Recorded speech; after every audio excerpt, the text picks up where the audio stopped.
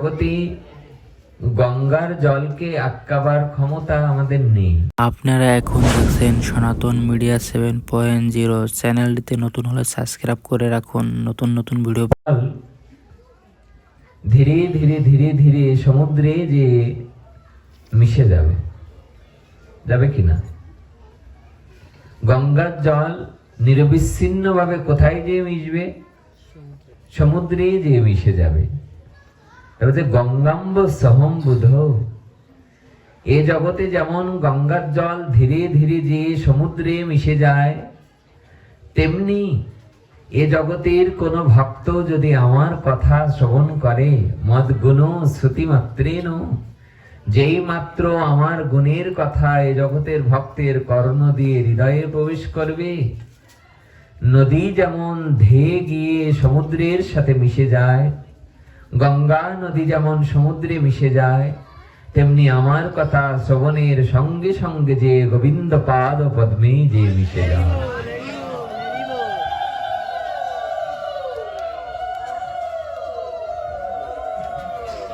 এর চেয়ে বড় কথা আর কি হতে পারে? কি অপূর্ব ভাগবতের এই সিদ্ধান্ত। নদীর জলকে যেমন আটকে রাখা যায় না, ও নদী যতই আঁকাবাঁকা যাক না কেন, ধীরে ধীরে যেমন সমুদ্রে যেই মিশে যায়, তেমনি আমার গুণের কথা কোন ভক্তের কর্ণ দিয়ে যেভাবে প্রবেশ করুক না কেন, সেও যে গোবিন্দ চরণে যে মিশে যায়।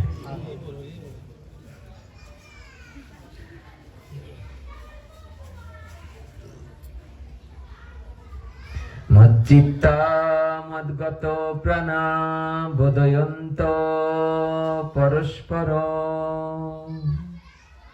কথয়ন্তস্য মাম নিত্যং তুষ্যন্তি চ রমন্তি চ তেষাং সতত যুক্তানাং ভজতাং প্রীতিপূর্বকম দদামি বুদ্ধিযোগং তং যেন মামুপজন্তি তে।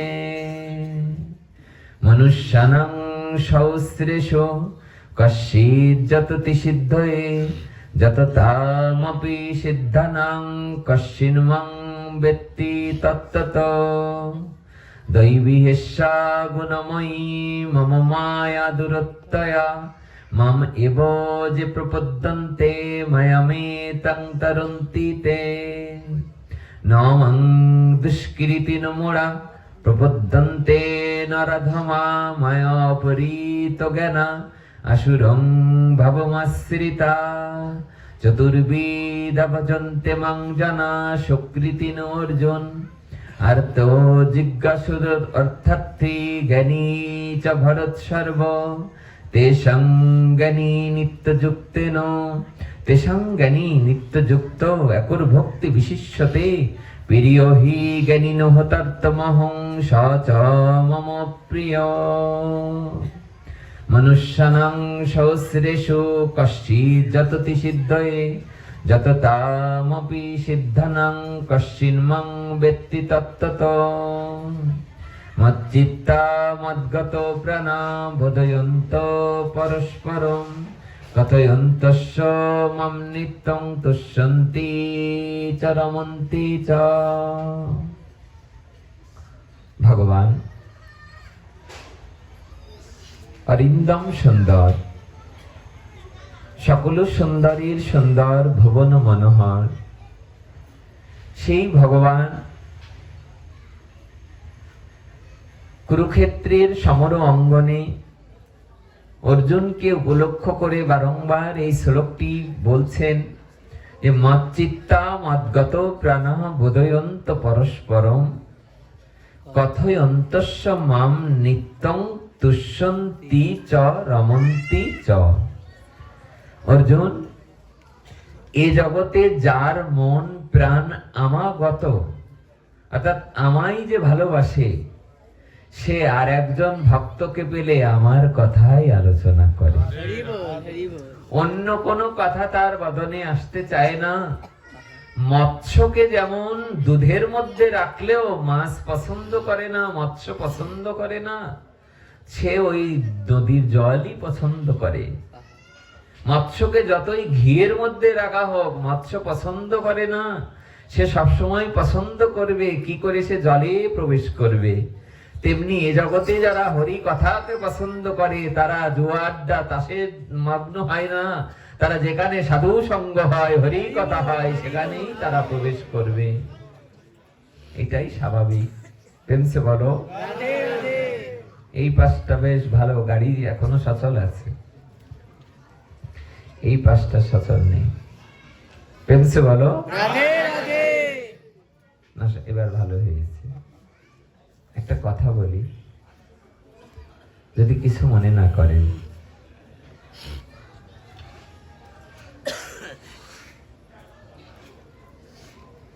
আমরা যে দামবন্ধন লীলা পালন করি না দামোদর মাসে, তো এই দামোদর মাসে আমাদের 8টা শ্লোক পাঠ করা হয়।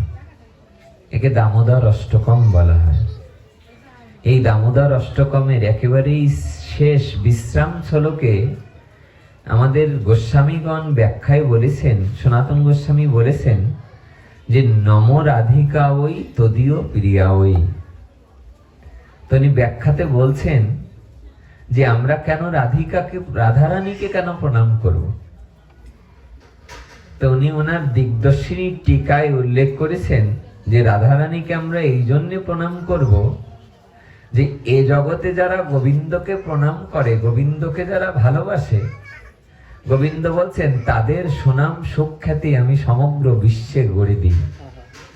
যারা গোবিন্দকে ভালোবাসে তার সুনাম আমি সারা পৃথিবীতেই তার সুনাম হবে।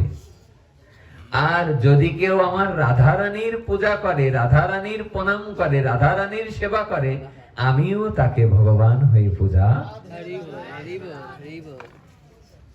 যে আমার পূজা করে সে জগৎ পূজিত হয়, আর যে আমার রাধারানীর পূজা করে আমি সেই ভক্তের বারংবার পূজা করতে থাকি।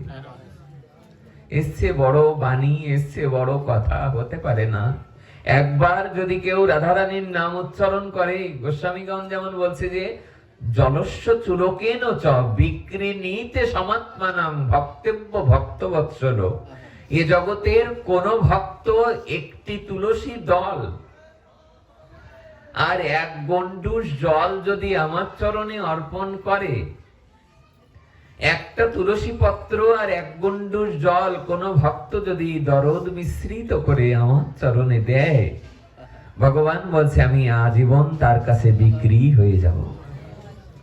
বিক্রি নিতে সমাত্মানাং ভক্তব্য ভক্তবৎসল। এই অপূর্ব শ্লোকটি আমরা সকলেই যেন মনে রাখি। দশম অধ্যায়ের এই শ্লোকটি, 9ম শ্লোক। মচ্চিত্তা মদ্গত প্রাণা, যার হৃদয়টা আমাগত।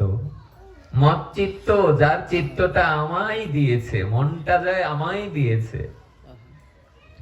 মচ্চিত্ত মদ্গত প্রাণা বোধয়ন্ত পরস্পরম কথয়ন্তস্য মাম নিত্যং তুষ্যন্তি চ রমন্তি চ। সেই ভক্ত আমারই গুণ কীর্তন করে অপরকে পেলে। সে আর অন্য কোনো কথাই সে মগ্ন হয় না। অর্জুন তখন বললেন যে তোমার কথা আলোচনা করে ভক্তের কি লাভ হয়? গোবিন্দ নিজ বদনে বললেন আমার কথা যে এই মাত্র ভক্তরা বদনে উচ্চারণ করে, আলোচনা করে, এক চিন্ময় অপ্রাকৃত ধামের আনন্দ সে আস্বাদন করতে থাকে। কি আনন্দ?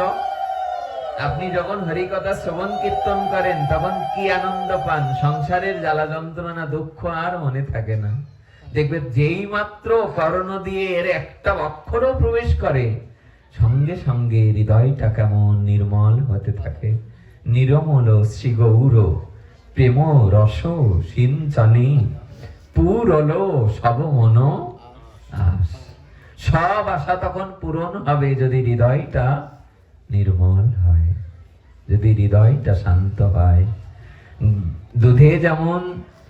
দুধ যেমন স্থির না হলে সর পড়ে না, আর সর না পড়লে যেমন মাখন সেখান থেকে মাখনের পরে সেখান থেকে যেমন আমরা ঘি পাই না, তেমনি ভাবে যার হৃদয়টা স্থির হবে না তেমনি প্রেম ভক্তির রাজ্যে তার প্রবেশ করা বড় কঠিন হয়ে যাবে, অনেক কঠিন হয়ে যাবে। মত চিত্ত মদগত প্রাণা, মনে মনে যদি উচ্চারণ করো না, দেখবে প্রেম প্রাপ্তির জন্য দূরে যেতে হবে না। একেবারেই সেই ছোটবেলায় যখন আমরা পড়তাম না, বাড়ির কাছের শিশির বিন্দুগুলো ঘাসের উপরে ধানের উপরে পড়লে যে সৌন্দর্য, অনেক দূরে সৌন্দর্য দেখতে যেতে হবে না, একেবারে বাড়ির পাশে গেলেই যেমন আনন্দ লাভ করবে, তেমনি সাধু সঙ্গ হরি কথা, তেমনি ভাবে গীতা ভাগবতের কথা যদি নিজে আস্বাদন করো, হরি নামকে আশ্রয় করো, প্রেম প্রাপ্তির জন্য তোমাকে দূরে যেতে হবে না। নিরন্তর হৃদয়ের মধ্যেই তুমি আনন্দ সুখ আস্বাদন করতে পারবে, হৃদয়ের মধ্যেই আনন্দ লাভ করতে পারবে। যেই নাম আশ্রয় করবে হৃদয়ের মধ্যেই আনন্দ লাভ হবে, মনের মধ্যেই আস্বাদিত হবে, অন্য দূরে যেতে হবে না। অনেকে দেখুন বলে যে সুখ পাচ্ছি না, দুঃখ পাচ্ছি।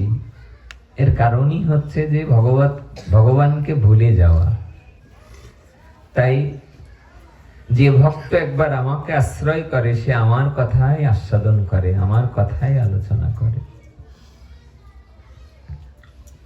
না অন্য কিছু করে। সে আর অন্য জায়গায় যেতেও পারে না। খুব মনে হয় একটা কথা, যদিও কথাটি আমরা আগে দু এক জায়গায় মানে বলেছি। আমাদের রায় প্রভু ছিলেন পাবনার, উনি পরবর্তীতে বৃন্দাবনে চলে গেছিলেন।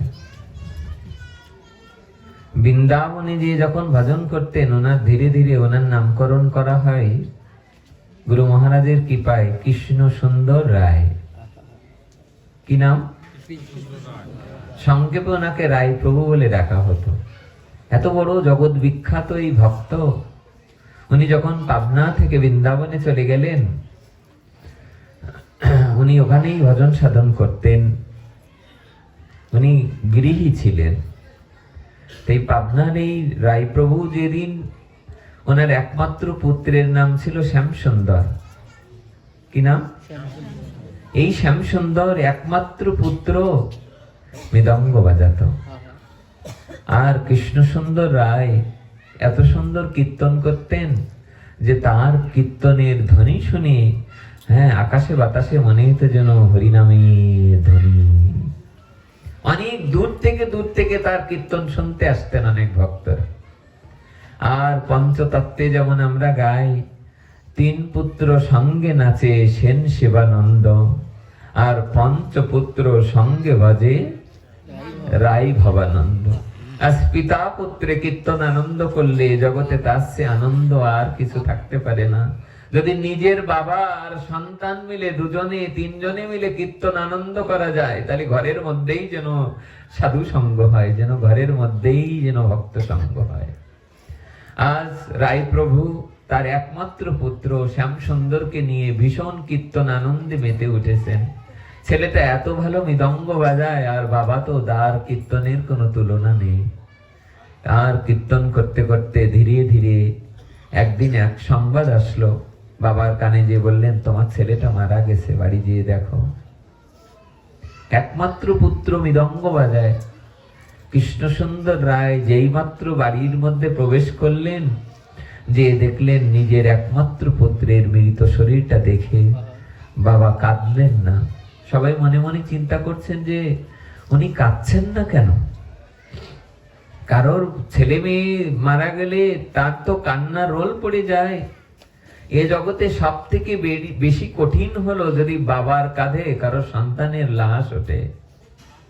যেই মাত্র কাঁধে তুলে নিয়ে অন্ত্যেষ্টি ক্রিয়ার জন্য শ্মশানে গেলেন, শ্মশানে যাওয়ার পরে নিজের পুত্রের দেহটা দাউ দাউ করে দাবাগ্নির মতো জ্বলছে, ওই শ্মশানের কাছে জ্বলছে।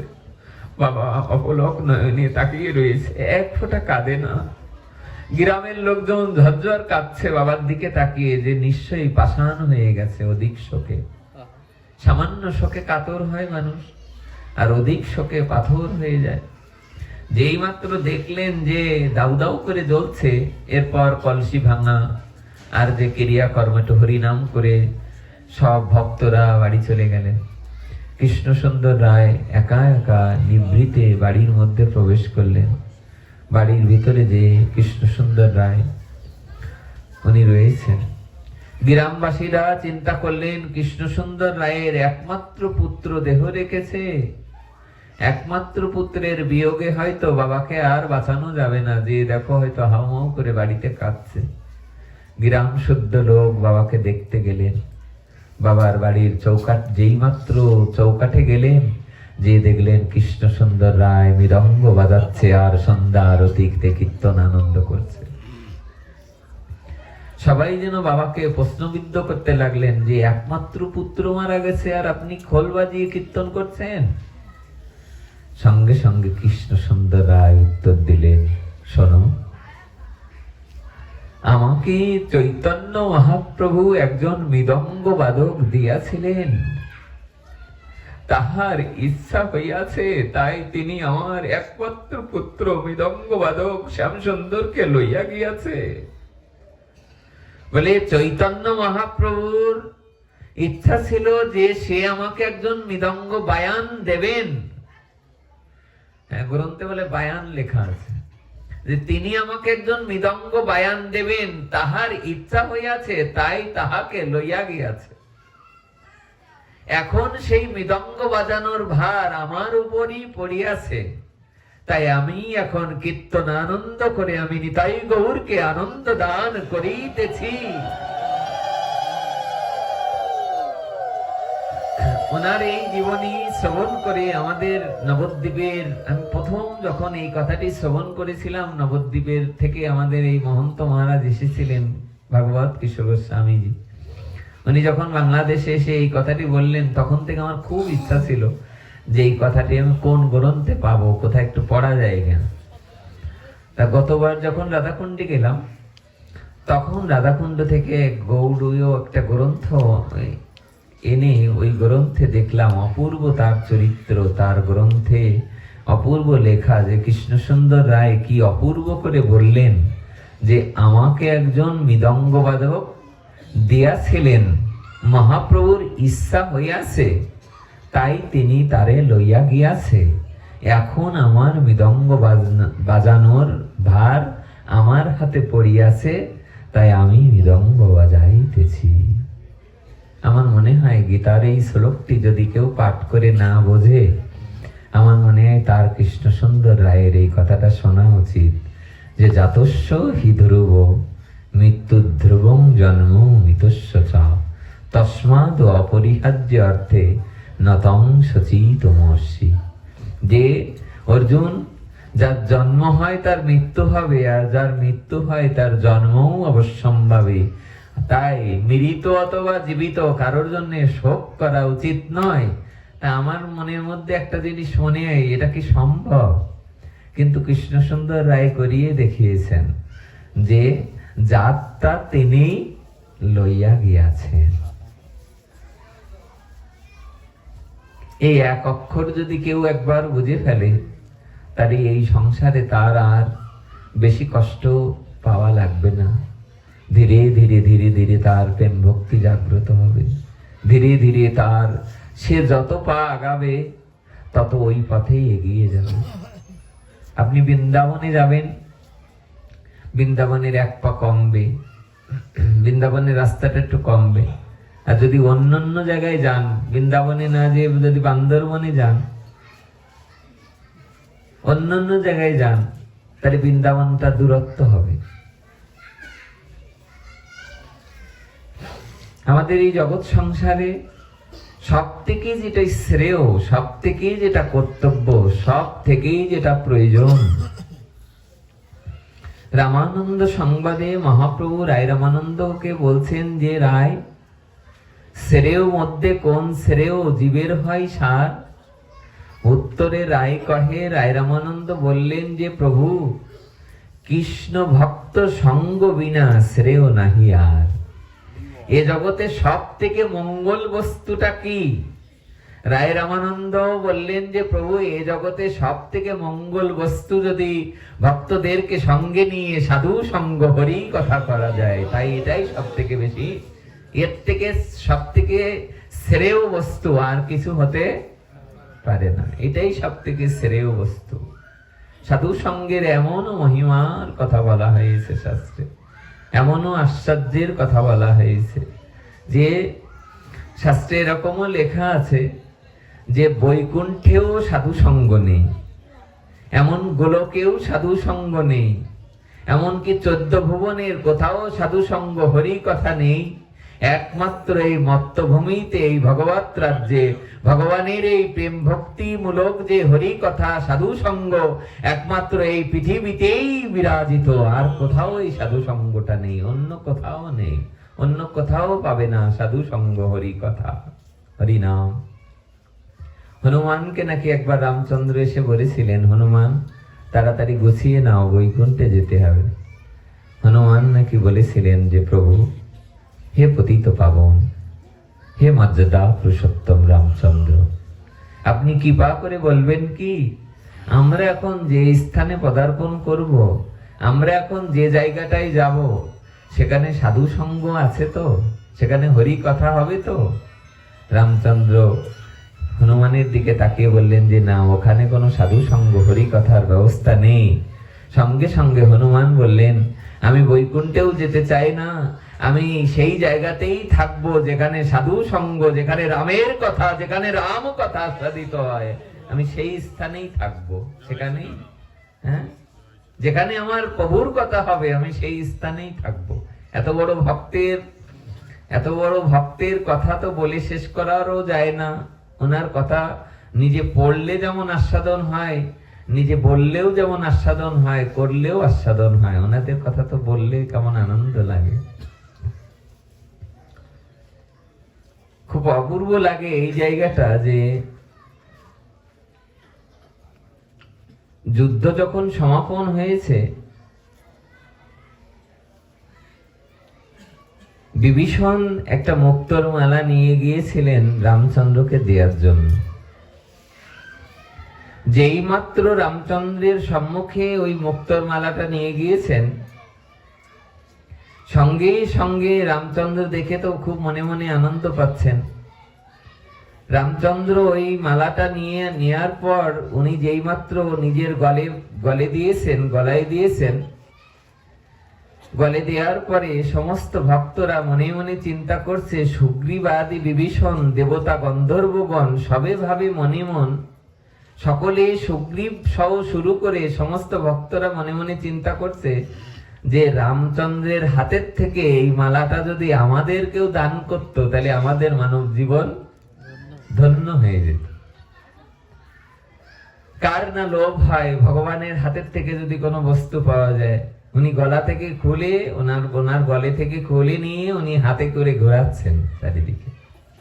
যেই মাত্র উনি হাতে নিয়ে ঘোরাচ্ছেন, সমস্ত ভক্তরা মনে মনে চিন্তা করছে, না জানি কে প্রসাদ ভজন, এই মালাটা, মুক্তার মালাটা কে পাবে, কে এই ভাগ্যবান, নিজেরা মনে মনে চিন্তা করছে।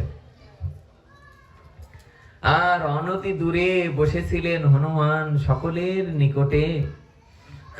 যেই মাত্র রামচন্দ্র হার পেলেন, হার পায়া মহাশয় আনন্দে মগন হয়।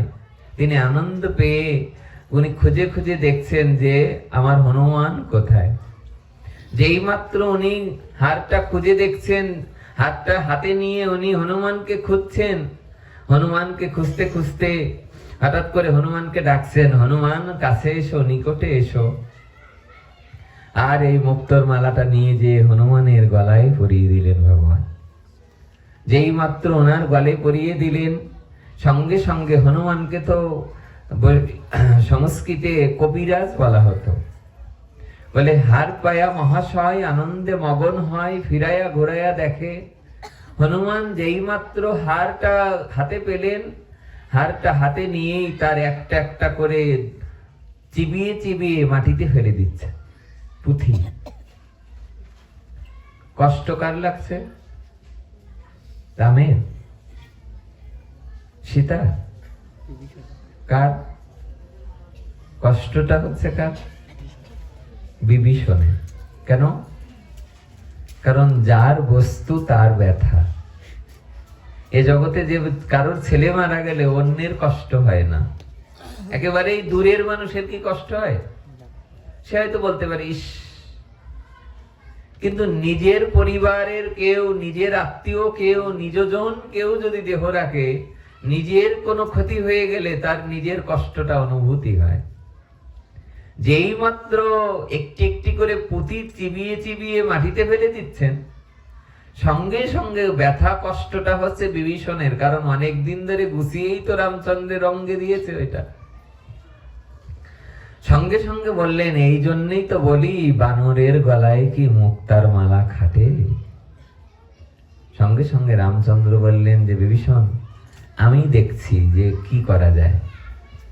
রামচন্দ্র সঙ্গে সঙ্গে সভা মাঝে উঠে দাঁড়িয়ে বললেন, হনুমান, এটা কি হচ্ছে? কেউ কি মুক্তার মালা চিবিয়ে চিবিয়ে মাটিতে ফেলে দেয়? এটা মূল্যবান বস্তু, তোমাকে বুঝতে হবে। আর তারপরে এটা ভক্তের দেয়া দান, ভক্তের দান কখনো ফেলে দিতে হয় না। হনুমান সঙ্গে সঙ্গে সবার মধ্যে উঠে দাঁড়ালেন। ইয়া শুনি কপিরাজ উঠে সেই সভা মাঝ, ইয়া শোনার সাথে সাথে সবার মাঝে উঠে দাঁড়ালেন মাঝখানে।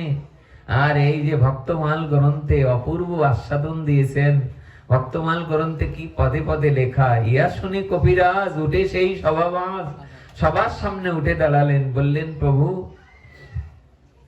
আপনি মূল্যবান বস্তুকে কেন বলছেন? তা বলে, বিভীষণের দেয়া এত বড় দামি কোন মুক্তোর মালা, এটা এ জগতের কেউ পেলে সে তো অনেক আনন্দের সহিত গ্রহণ করত, সে যতন করে রাখতো, তুমি ফেলে দিচ্ছ কেন?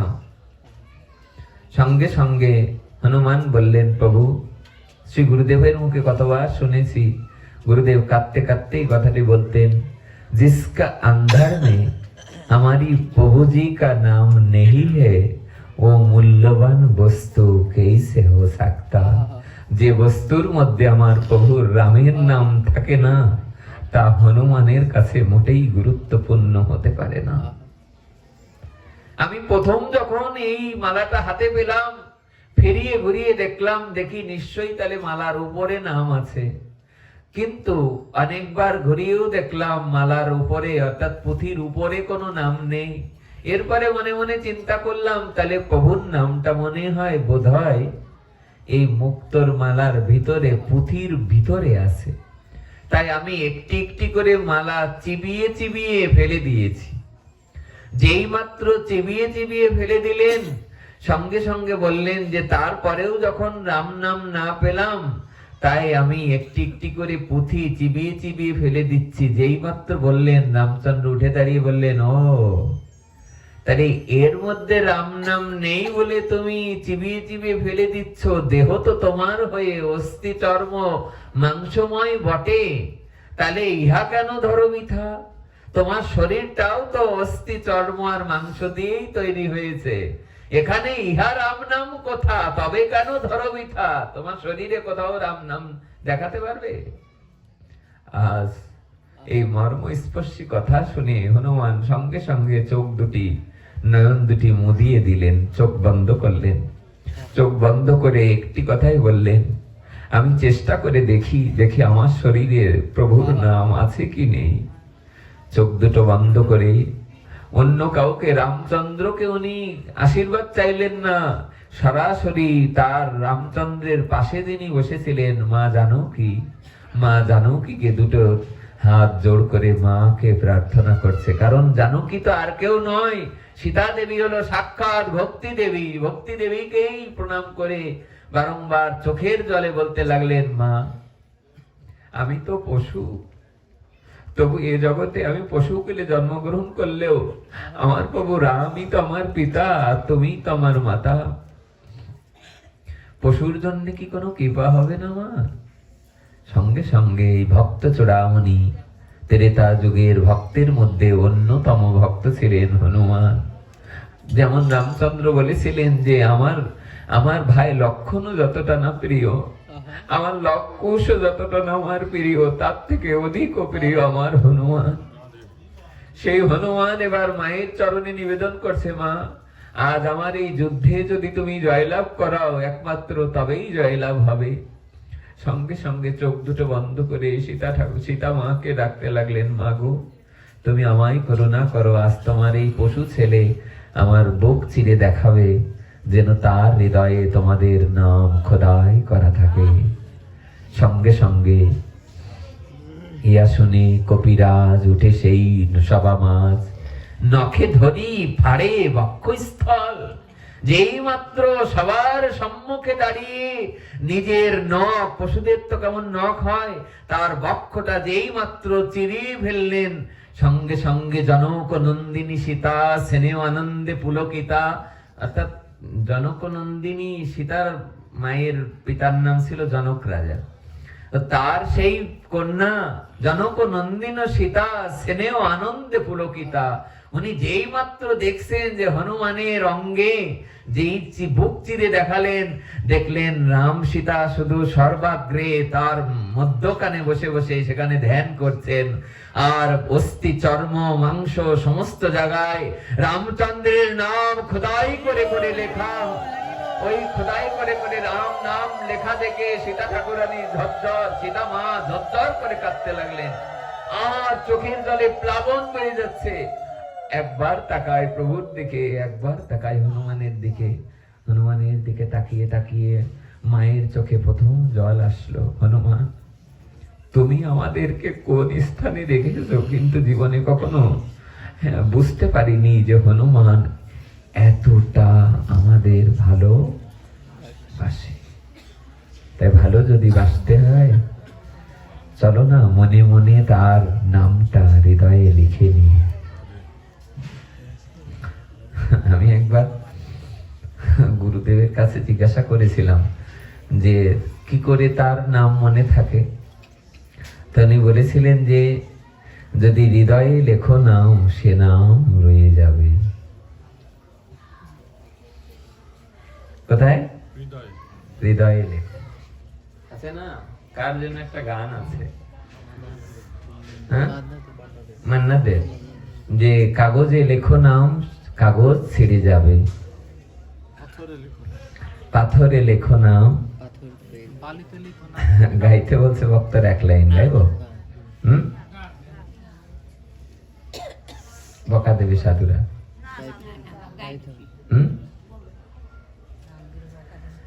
কাগজে লেখো নাম, কাগজ ছিঁড়ে যাবে, পাথরে পাথরে লেখো নাম, পাথর ক্ষয়ে যাবে, হৃদয়ে লেখো নাম, সে নাম রয়ে যাবে। যদি কাগজে লেখো নাম। এগুলো তো আর কোনো চলচ্চিত্রের গান নয়, পরে চলচ্চিত্র বানানো হয়েছে। এগুলো কোনো কবির, কোনো গায়কের, কোনো হৃদয়ের কোনো মর্মস্পর্শী কথাকে, গান তো জ্ঞান, এগুলো তাদের কথাকে আমরা খারাপ দিকে নিয়ে যাই। ভালোবাসতে হলে আসলে হনুমানের মতো করেই ভালোবাসা উচিত, কৃষ্ণ সুন্দর রায়ের মতো করেই ভালোবাসা উচিত। আগের কথাটা কি অপূর্ব লাগে আমার কাছে, বলে যতবার শুনবেন ততবারই যেন নতুন নতুন নতুন মনে হবে। যতবার শুনবেন যে আমাকে একজন মৃদঙ্গ বাদক দিয়াছিলেন, তাহার ইচ্ছা হইয়াছে, তাই তিনি লইয়া গিয়াছেন, এখন মৃদঙ্গ বাজানোর ভার আমার উপর পড়িয়াছে, তাই আমি এখন সন্ধ্যা আরতিতে মৃদঙ্গ বাজাইতেছি। পেনছো বলো? এ জগতে কেন মা বাবা এটা পারবে তো? সারাটা জীবন অনেকে কান্নাকাটি করে, আর কোথায় বৈষ্ণব সেবা, গোবিন্দ সেবা, বলে কি লাভ হলো আমার একমাত্র পুত্র দেহ রাখাতে। আর তিনি দেখো সব কেড়ে নেওয়ার পরেও তাও অবলম্বন করলেন আমার গৌর সুন্দরকে, অবলম্বন করলেন আমার নিতাই চাঁদকে। আমরা গত পরশুদিন মনে হয়, আগামীকাল আমাদের ভৈমী একাদশী এবং আগামী সোমবার নিত্যানন্দ ত্রয়োদশী। আজকে আমরা প্রসঙ্গক্রমে বলছিলাম যে কোনো তুলনা তো আনা উচিত নয়, শাস্ত্রে একটি ব্রতের সঙ্গে আরেকটি ব্রতের তুলনা করা খুব একটা উচিত নয়। তবু এরকম গ্রন্থাদিতে উল্লেখ আছে, আমি পড়েছি, যেমন রাধাষ্টমী সম্পর্কে লেখা আছে যে লক্ষ একাদশী করলে যে ফল হবে, একটি রাধাষ্টমী বা একটি নিত্যানন্দ ত্রয়োদশী করলে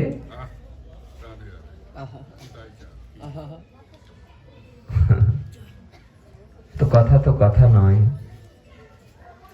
আমার মনে হয় আপনারা সবাই সকলেই চেষ্টা করে, আমরা 1 লক্ষ বা 1000 একাদশী বা 10,000 একাদশী করতে পারবো না, কিন্তু ইচ্ছা করলেই সবাই একটি নিত্যাই চাঁদের নিত্যানন্দ ত্রয়োদশী করতে পারবো, পালন করতে পারবো, সকলেই পারবো। গত পরশুদিন ছিল আমাদের অদ্বৈত সপ্তমী, তাই তো? আজকে দশমী।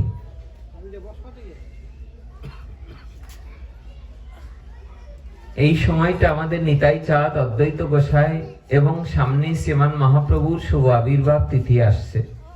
আমাদের ভাই একটা কথা বলে বারংবার, বলে জানেন এই কথাটা আমার এত ভালো লাগে, বারংবার বারংবার শুনতে ইচ্ছা করে। অদ্বৈত প্রকাশ গ্রন্থে উল্লেখ আছে, অদ্বৈত ঠাকুর যেদিন বৃন্দাবনে গিয়েছেন, উনি যেই মাত্র উনি গয়া থেকে, উনি কাশী থেকে ধীরে ধীরে মথুরার দিকে যখন রওনা দিচ্ছেন, আর মথুরা মণ্ডলে যেই মাত্র মথুরার মাটিতে দেখবেন যারা ট্রেনে যায় বৃন্দাবনে, এখন তো অনেকে প্লেনেও চলে যাচ্ছে, সময় সংক্ষিপ্ততার কারণে গতবার আমিও গিয়েছিলাম। তো ট্রেনে গিয়ে আপনারা অবাক হবেন দেখলে, যারা ব্রজবাসী থাকে, বৃন্দাবনবাসী থাকে, তাদেরকে দেখে তো সবসময় চেনা যায় না। যারা গিয়েছেন তারা দেখবেন, আমি অবাক হয়ে দেখলাম, কত গল্প শুনি বৃন্দাবনের, আর নিজে দেখলাম, আমি অবাক হয়েছি যে দেখে, যে বৃন্দাবনে যেই মাত্র নামার সময় হবে, কোন ব্রজবাসী মা বাবা, তাদেরকে দেখলে বোঝা যায় তারা আগে নেমে নিজে মনে হয় যেন তার নিজের মেয়ের বাড়ি চলে এসেছে। তারা আগে গাড়ি থেকে নেমে আগেই কি একটা তাদের যে সুরটা, তাদের যে প্রেম মাখানো দরদটা, এটা প্রায়শই সবার ভাগ্যে হবে না। মনে হয় যেন আগেই নেমেই বলে রাধে রাধে, মনে হয় যেন তার মেয়ের বাড়ি, আসলেই তার মেয়ের বাড়ি বর্ষানা। কিন্তু অবাক হয়ে যেতে হয় যে যেই মাত্র বর্ষানায়, যেই মাত্র মথুরা মন্ডলে ট্রেন থেকে নামার সাথেই তাদের ওই প্রেমটা ওরকম হয়ে যায়। আমাদের গতবার আমাদের এক দাদা গিয়েছেন বৃন্দাবনে, তা আমি দাদাকে বললাম, দাদা আশ্চর্য একটা কথা বলেন তো, আমি শুনি একটু আনন্দ পাই। তিনি বললেন কি জানো, বৃন্দাবনে 1 মাস ছিলাম এই দামোদর ব্রতে, তা আমি একটা জিনিস শুধু অবাক হলাম ব্রজবাসীদের।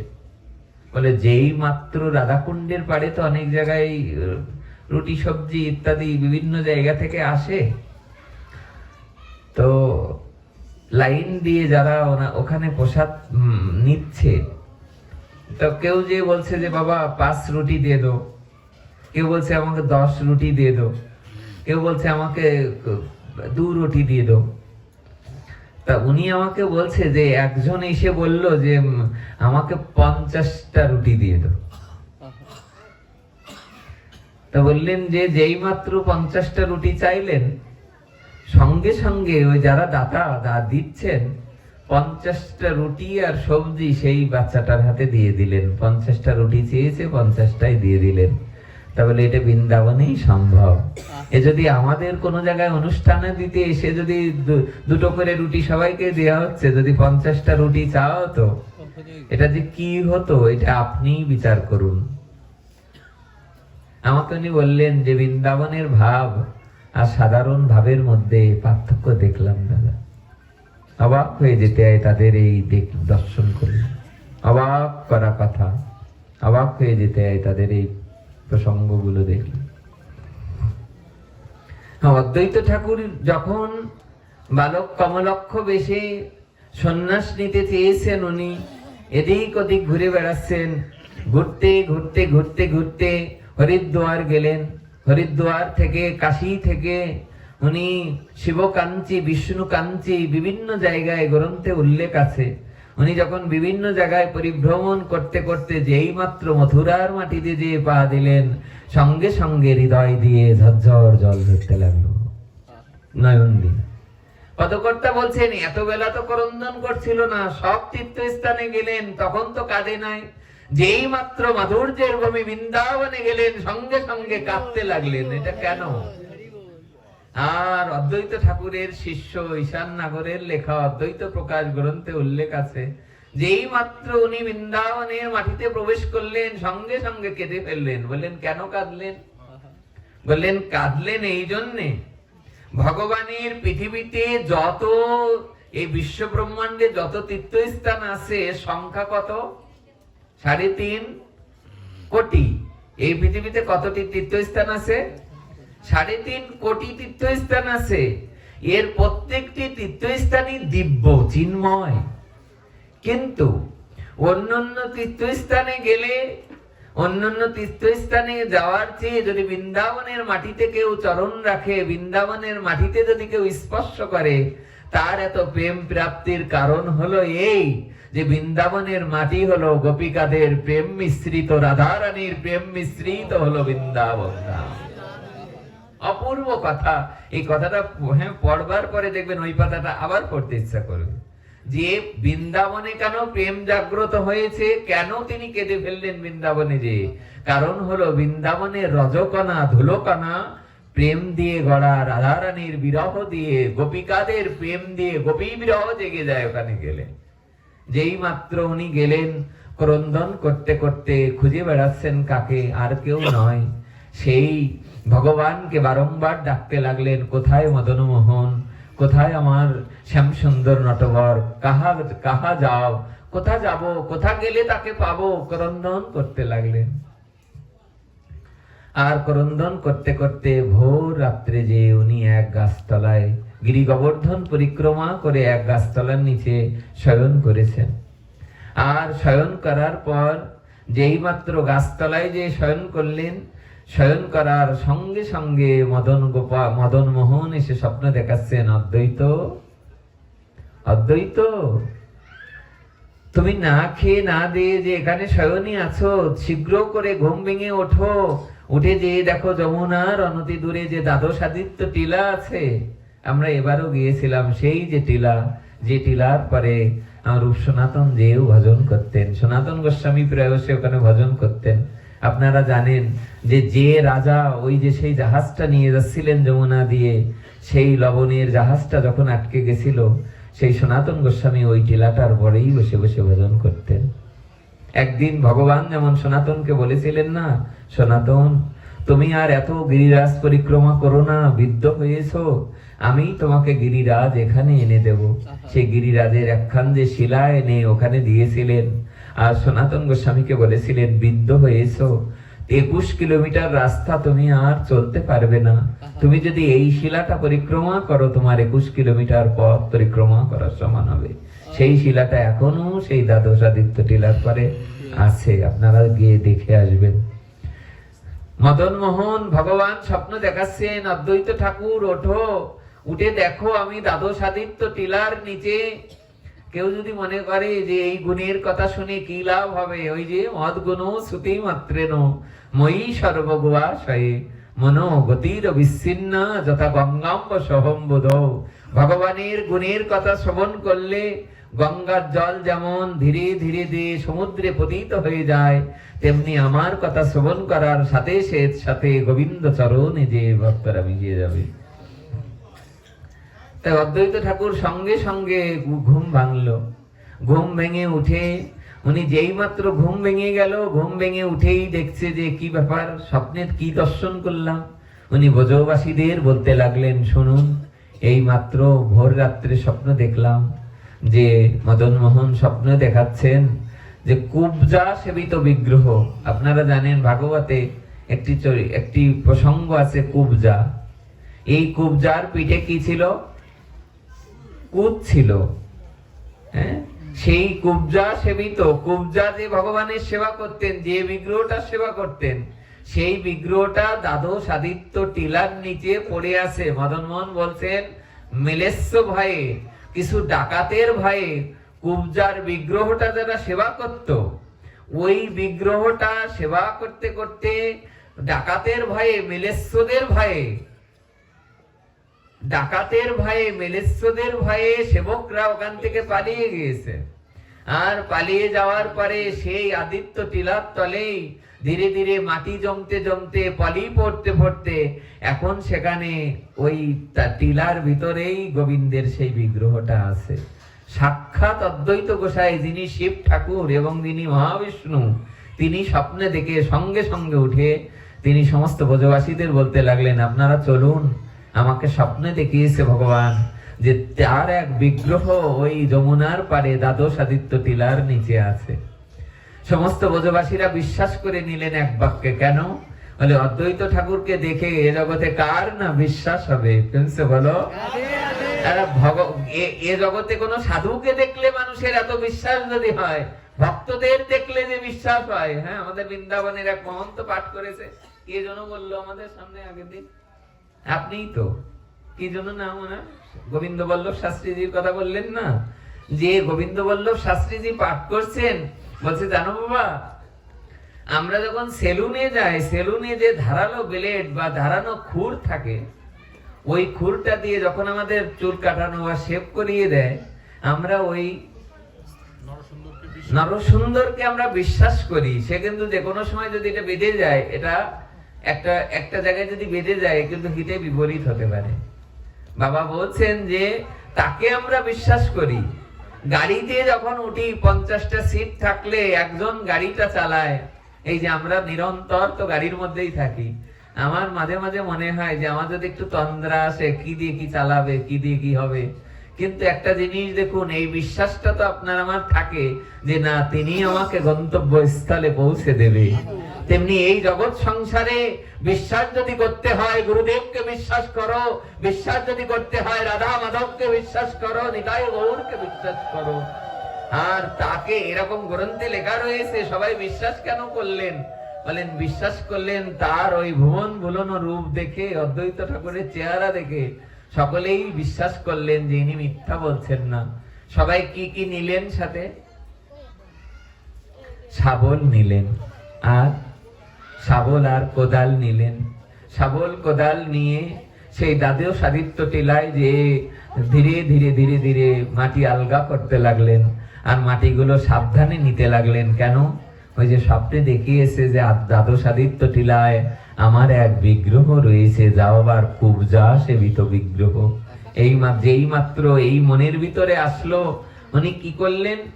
উনি খুব সাবধানে সাবধানে ওই মৃত্তিকা আলগা করতে লাগলেন। আর মৃত্তিকা আলগা করতে করতে যেই মাত্র হঠাৎ করেই দেখলেন যে একটা অংশ যেই বেরিয়ে গেল, উনি বুঝতে পারলেন যে এই বিগ্রহটাই হচ্ছেন সাক্ষাৎ আমার কুবজা সেবিত বিগ্রহ, মদন মোহন বিগ্রহ।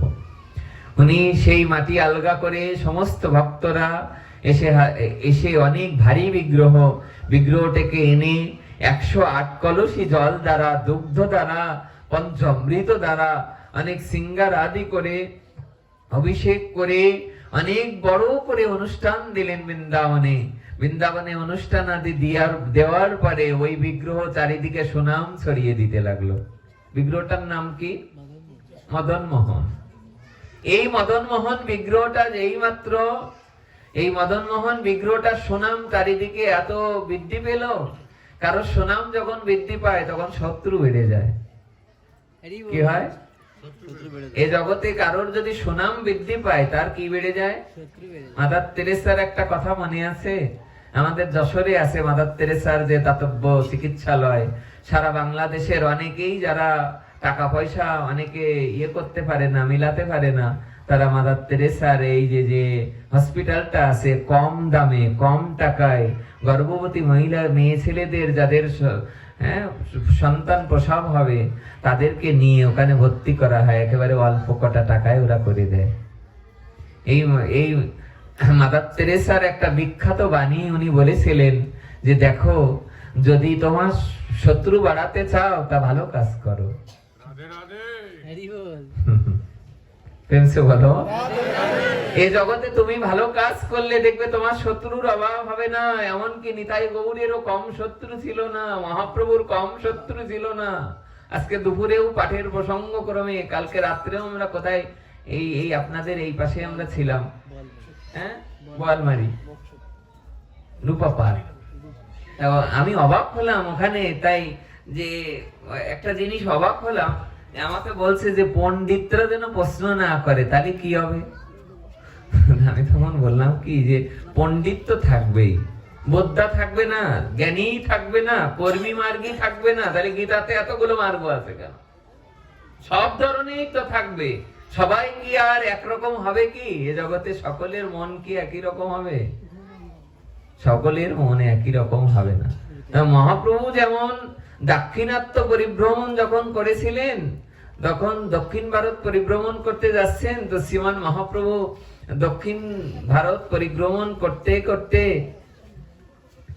উনি কিছু তার্কিক, কিছু শাক্ত, যারা শাক্ত মতে, সেই তার্কিকরা মহাপ্রভুকে দেখার পরে বললেন ওই যে নিমাই আসছে। মহাপ্রভু ডাকনাম বাল্য নাম নিমাই ছিল। ওনারা বলতে লাগলেন ওই যে নিমাই আসছে। এবার কোমর বেঁধে বসেছেন সবাই, বলে যে এই প্রশ্ন কর, নিমাইকে প্রশ্ন কর। যেই মাত্র ভক্তরা বলতে লাগলেন প্রশ্ন একটু পরে করো না, উনি যেভাবে কাঁদছে, মহাপ্রভু কাঁদতে কাঁদতে হরিনাম করছেন, হরে কৃষ্ণ কৃষ্ণ কৃষ্ণ হরে হরে, হরে রাম রাম রাম হরে হরে। আর এই ক্রন্দন ধ্বনি শুনে অন্যান্য যারা ওখানে শাক্ত মতে ছিলেন, যারা মহাপ্রভুকে পরাস্ত করবে বলে আজ পরাজিত করে নাকে খড় দিয়ে নিমাইকে এই জায়গা থেকে বিতাড়িত করে দেবো। আহারে, মহাপ্রভুকেও ছাড়ছে না। সাক্ষাৎ যিনি রাধা গোবিন্দ মিলিত তনু শ্রীমান চৈতন্য মহাপ্রভু, তাকে নাকি প্রশ্ন করে পরাজিত করবে, করে ওই জায়গা থেকে বলে আমাদের পাণ্ডিত্য, আমাদের এই জায়গায় আমাদের ভাত বিক্ষে মার দিয়ে দেয়। আর মহাপ্রভু যেই মাত্র ক্রন্দন করছে আর বদনে কৃষ্ণ কৃষ্ণ নাম উচ্চারণ করছে, মহাপ্রভু তো মহাপ্রভু নয়, সে তো সাক্ষাৎ রাধারানী। যেই মাত্র মহাপ্রভু কীর্তন করতে করতে ওই জায়গায় বসলেন, সব ভক্তরা মহাপ্রভুকে নয় রাধারানীকেই যেন দর্শন করছে। 2-4 মিনিট যেতে না যেতেই ওখান থেকে একজন শাক্ত ভক্ত, যে মহাপ্রভু বিরুদ্ধে, সেই ভক্ত মহাপ্রভুকে দর্শন করে যেই মাত্র নাম করছে, আর তার নয়ন দিয়ে ঝরঝর করে জল ঝরতে লাগলো। তার শাক্ত ভাব গেল, তর্ক ভাব গেল, তার্কিকতা যাওয়ার পরে কাঁদতে কাঁদতে চিৎকার করে উঠে বললেন, নিমাই নিমাই, আমাকে এই কৃপা করো, এই আশীর্বাদ করো, আমরাও যেন তোমার মতো কৃষ্ণ কৃষ্ণ বলে দুটো চোখের জল ফেলে দুটো কৃষ্ণ নাম করতে পারি। সবাই এসে মহাপ্রভুর চরণে পড়ে গেলেন। ঝরঝর করে কাঁদতে কাঁদতে মহাপ্রভুকে বললেন, আমাদের দীক্ষা দাও প্রভু, আমাদেরকে তোমার চরণে স্থান দিয়ে দাও। এই মহাপ্রভুর দেখো কি, মহাপ্রভুকে যে দর্শন করছে তার যেমন করুণা হয়ে যাচ্ছে, কৃপা হয়ে যাচ্ছে। আমরা কথাটি এই বলছিলাম যে জগতে কেউ যদি ভালো কর্ম করে, সৎ কর্ম করে, সতের শত্রু বেশি, অসতের বন্ধু বেশি। সতের শত্রু বেশি, অসতের বন্ধু বেশি। যেই মাত্র অদ্বৈত ঠাকুর কুবজা সেবিত বিগ্রহ এক ব্রাহ্মণকে বললেন, শোনো ব্রাহ্মণ, আমি বৃন্দাবন পরিক্রমা করতে চলেছি, তোমার দায়িত্ব হবে প্রতিদিন সকাল দুপুর সন্ধ্যায় যে কবার তার সেবা করার, তুমি তার সেবা করতে থাকো। সে দায়িত্ব পেয়ে আনন্দে নাচতে লাগলেন। ভগবান যে স্বপ্ন দিয়ে যে বিগ্রহটা দিয়ে যায় ভক্তদের কাছে, টোটা গোপীনাথ আছে দেখবে জগন্নাথ ধামে, এই টোটা গোপীনাথ যেমন মহাপ্রভু নিজ হাতে যোগাদার পণ্ডিতকে দিয়েছিলেন, তেমনি এই যে স্বপ্নে পাওয়া আমার অদ্বৈত ঠাকুরের হাতে করে দেওয়া যে বিগ্রহ যাকে দিলেন, তিনি কেঁদে কেঁদেই সেবা করতে লাগলেন। কিন্তু অদ্ভুত এক ঘটনা ঘটলো। এই যে শত্রু বেশি, তো যেই মাত্র সেবা দিয়ে উনি অন্দরে প্রবেশ করেছেন, সঙ্গে সঙ্গে কিছু মেলেচ্ছ, কিছু ডাকাত, কিছু অন্যান্য অবলম্বী তারা লাঠি সুটা নিয়ে চলে এসছেন ওই বিগ্রহটাকে ভেঙে দেবে, যাতে হিন্দুদের সুনামটা নষ্ট হয়ে যায়। যেই মাত্র লাঠি সুটা এনে ভাঙতে যাবেন, এসে তারা কোথাও বিগ্রহটা পেলেন না। যেই মাত্র বিগ্রহটা না পেলেন, বিগ্রহটা না পেয়ে তারা একেবারে হন্তদন্ত হয়ে সবাই যার যার জায়গায় চলে গেলেন। আর সন্ধ্যার সময় অদ্বৈত ঠাকুর আসলেন। অদ্বৈত ঠাকুর এসে দেখেন সবার মুখে হাত, সবাই কাঁদতে লাগলেন। আর যে সেবাইত ছিলেন, সেবাইত ক্রন্দন করছে, সেবাইত কাঁদছে। সেবাইতকে বলতে লাগলেন, কি ব্যাপার, বিগ্রহ কোথায়, বিগ্রহ কোথায়? আর সেবাইত বললেন যে কোন চোর ডাকাত মেলেচ্ছগণ এসে আপনার বিগ্রহ তো তারা চুরি করে নিয়ে চলে গেছে। এই কথা বলার সাথে সাথে অদ্বৈত ঠাকুর নাওয়া খাওয়া ছেড়ে দিলেন। যে বেদির উপরে বিগ্রহটা বসিয়েছিলেন, ওই বেদির কাছে যে দুটো হাত জড়ো করে অদ্বৈত ঠাকুর কাঁদতে লাগলেন, আমার কি অপরাধ, যে অপরাধের কারণে বিগ্রহ চুরি হয়ে যায়, সে বিগ্রহ যদি মন্দিরে না থাকে, মন্দিরে থেকে আমার লাভ কি? সারা রাত না খেয়ে উপবাস করলেন। ব্রজবাসীরা খেলেন না, সবাই সমস্ত বৃন্দাবনে সবাই অনাহারে রয়েছেন। ভোর রাত্রে মদন মোহন স্বপ্ন দেখাচ্ছেন, ও অদ্বৈত, না খেয়ে রয়েছ কেন? বৃন্দাবনবাসীরা সবাই ক্ষুধার্ত, না খেয়ে আছো কেন? গোসাইজি বলতে লাগলেন, না খেয়ে থেকে আর কি উপায় বলো? তুমি যে আমাকে স্বপ্নে দর্শন দিয়ে বিগ্রহ তুমি যা এসেছিলে, কিন্তু তুমি যে তোমাকে চুরি করে নিয়ে গেছে ভক্তরা, তাহলে এখন আমরা আর অনাহারে না থেকে কি করব? সঙ্গে সঙ্গে ভগবান বলতে লাগলেন, শোনো অদ্বৈত, ভগবান কখনো ভক্তকে ছেড়ে যেতে পারে না। এ জগতে যে ভক্ত শুদ্ধ ভক্ত, যে ভক্ত ভগবানকে ভালোবাসে, সেই ভক্তকে ছেড়ে ভগবান কখনো অন্য জায়গায় চলে যেতে পারে না। তাহলে তাহলে তুমি কোথায়? তোমাকে যে তন্ন তন্ন করে মন্দিরে খোঁজা হলো, এত বড় বিগ্রহ, বিগ্রহ কোথায় গেল? সঙ্গে সঙ্গে অদ্বৈত ঠাকুরকে মদন মোহন স্বপ্নে বলতে লাগলেন, শোনো অদ্বৈত, বিগ্রহ আর কোথাও নয়, বিগ্রহ মন্দিরের মধ্যেই আছে। তাহলে মন্দিরের মধ্যে আছে, এত বড় বিগ্রহ কারোর চোখ নজরে আসবে না?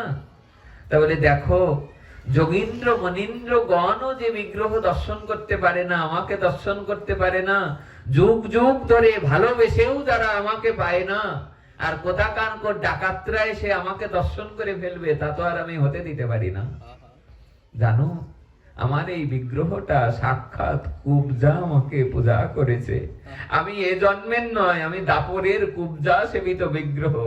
তাই আমি তো সাক্ষাৎ বিগ্রহ, আমি তো আর সবাইকে দেখা দিতে পারি না। কোথাকার মেলেচ্ছ, কোথাকার ডাকাত, তারা লাঠি সুটা আনলো, তারা আমাকে দর্শন করলে আমার ভগবানত্ব থাকে কি?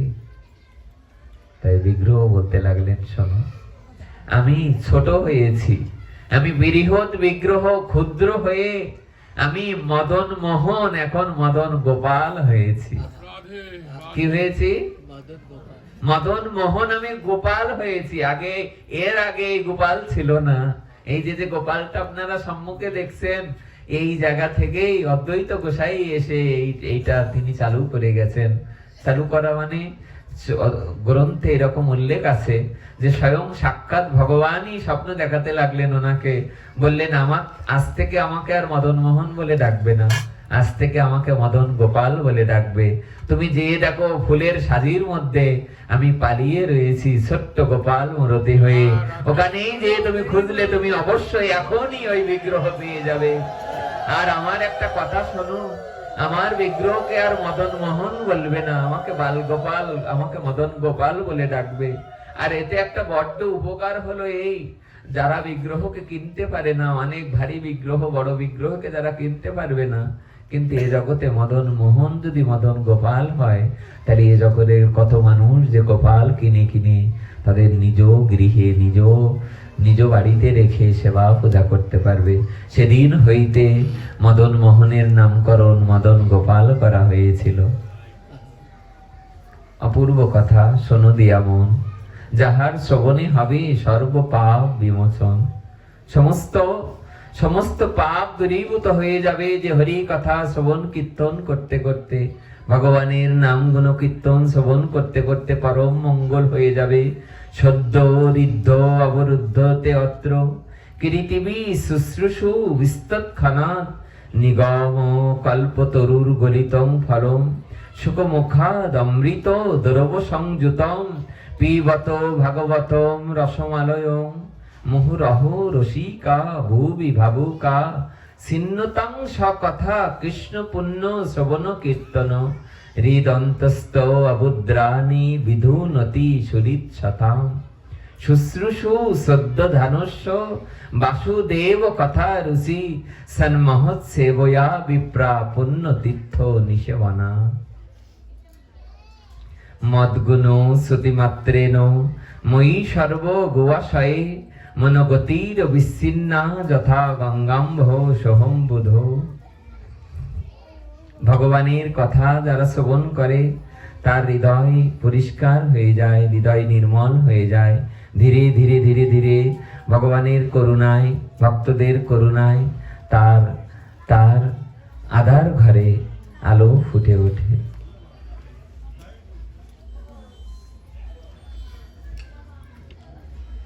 আমরা যে প্রসঙ্গে একটু কথা বলছিলাম, অদ্বৈত ঠাকুরের প্রসঙ্গ, যেহেতু আগামী কাল আমাদের ভৈমী একাদশী এবং আগামী সোমবারে যেহেতু নিত্যানন্দ ত্রয়োদশী, আমরা নিত্যানন্দ ঠাকুরের ছোট্ট একটি প্রসঙ্গে আলোচনায় এসে আজকে হরিকথা শুভ বিশ্রাম রাখবো।